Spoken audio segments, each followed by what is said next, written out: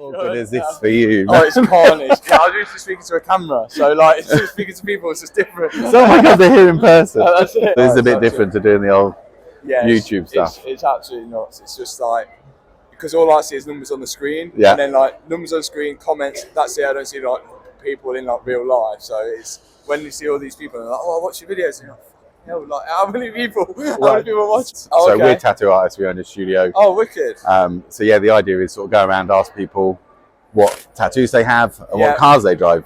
Oh, So okay, yeah. you have lots of tattoos. Yeah. What's your favourite tattoo? Favorite one. Do you know what? I don't know if All of them. I do have a what was my favourite one? I can't. Do you know what? I've got all my stomach done, like all here, like.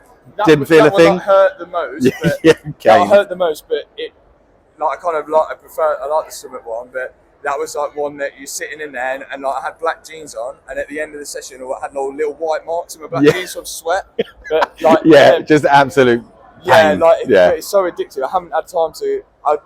I started doing my leg. But Yeah. I haven't had time to carry it on because I've been so busy. And then like also it's like it's not only you have the day of tattooing, then it's like the recovery afterwards. And when I'm kneeling down in the garage and your legs like all tattooed up and scabby, it's like nah. I know. So I really want to get some more done. We've been wanting to do one of like a Peter Pan. Like, no way. Saying, like, with the boy who never grows up. Amazing. And it's always like that. And we really wanted to do one like a pirate ship with Peter Pan on my leg. That's never cool. got round to do it, but I really want to do it. So that's your favourite tattoo. So what's your favourite build?